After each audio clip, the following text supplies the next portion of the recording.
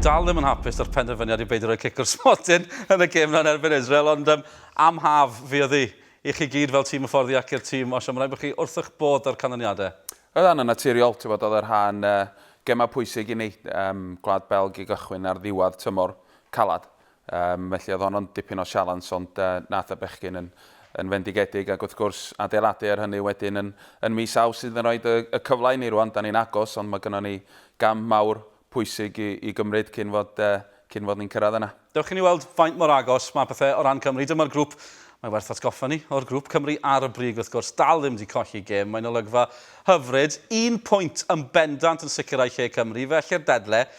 Falle bydd ddim angen pwynt, achos mae angen i Israel ennill y gêm nhw i gyd. Mae mor agos, Bosnia, yw'r pwynt yn mynd i ddod yn Bosnia, chi'n teimlo, Osian?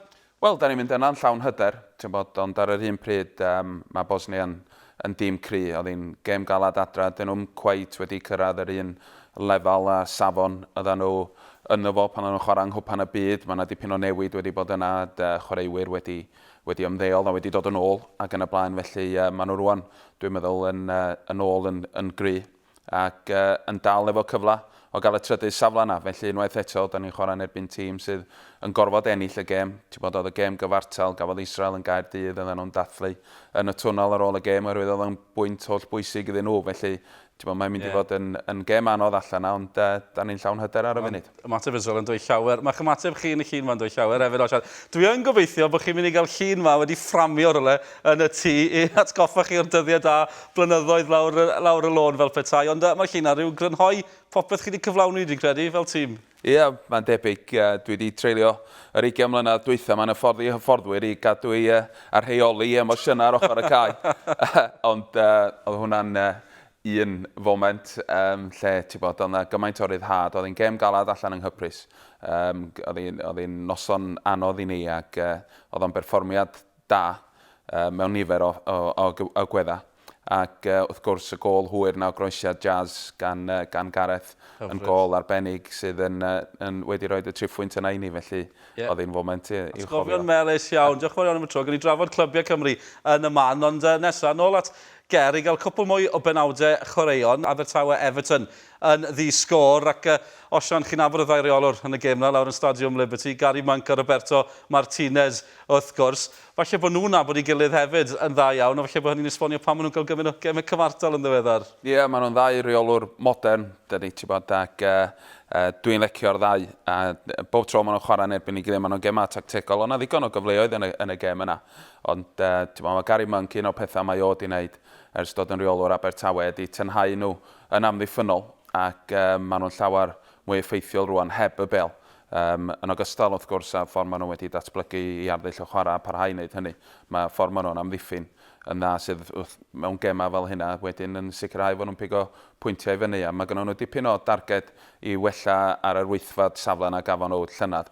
Ond pwy a wyr? Be newch chi'r sylw mae Ashley Williams yn cael yn sydyn? Dwi ddim cyfrinach chi'n rhywun sydd wedi bod yn gwylio Cymru faint o gawr yw Ashley Williams, a mae'n ymddangos fel se gweddill y byd pêl-drod yn dechrau sylweddoli hynny. Ie, wel mae'r ffordd mae Abertawe yn amddiffyn, mae pobl yn dechrau sylwi ar hynny, ac efallai hefyd oherwydd y record amddiffynol sydd ganddyn nhw o'r tîm cenedlaethol, mae pobl yn dechrau sylweddoli fel ti'n deud, ond ddim yn gyfrinach oherwydd mae'n un o'r amddiffynwyr canol gorau yn y gyngrair i mi, ac ar y lefel rhyngwladol. Mae o wedi bod yn anferthol i ni. Mae'n edrych yn cool fel cucumber weithiau, ond sut gymeriad yw e o gwmpas y tîm? Ie, mae'n bresenoldeb ar y cae, mae'n arweinydd. Mae pawb sy'n gwmpas o pwy bynnag sy'n chwarae yn yr uned na yn y cefn. Mae yna lot o newid wedi bod, James Collins, James Chester, Chris Gunter, Ben Davies, Paul Dummett, pwy bynnag sy'n chwarae yna. Mae o wastad yna, diolch byth yn methu gemau. Mae o'n bresenoldeb ar y cae, ond hefyd yn y stafell newid ac o gwmpas y gwesty. Mae brofiad o bellach yn holl bwysig i ni. Ie, gwych, tipyn o arwr o ran Cymru yn bendant. Ni'n mynd nôl at Geraint Hardy, Osian Roberts sy'n cadw cwmni ni yn y stiwdio, bron yn bod yn amser i Osian ein gadael ni. Smith fi holi, be fyddwch chi'n neud dros yr wythnosau nesaf? 2 wythnos i heddi, bydd y gêm yn Bosnia wedi bod. Mae yna gwbl o chwaraewyr yn dychwelyd. Dwi'n gwybod ni sôn am Gareth Bale ar anaf, ond Joe Ledley, Joe Allen, James Chesterton. 2 gol i Emyr Hughes, ddo, hefyd i Huddersfield. Mae'n rhaid bod chi'n yn hyfforddwr hapus ar un y bryd. Ie, wel eisiau Emyr yng Nghaerdydd wrth dwytha, a mae wedi cael 2 fis da yn Huddersfield. Mae nhw wedi edrych ar ei ôl o'n dda, ac mae wedi sgorio 3 gol yn barod, felly Mae'n neis gweld Emyr yn dod yn ôl i ffitrwydd. Jonathan Williams hefyd wedi cael chwarter awr i Nottingham Forest ddoe. Mae o'n dod yn ôl i ffitrwydd.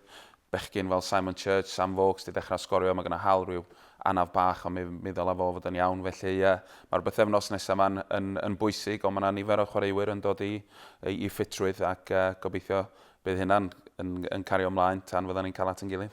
Yw'r gêm yn ebyn Israel falle di helpu chi o ran chi wedi gweld y disgwyliadau, chi wedi gweld yr ymateb y dorf. Falle helpu chi wybod beth sydd i ddod pan fydd y cyfan yn digwydd, yn wedig yn ebyn Andorra falle?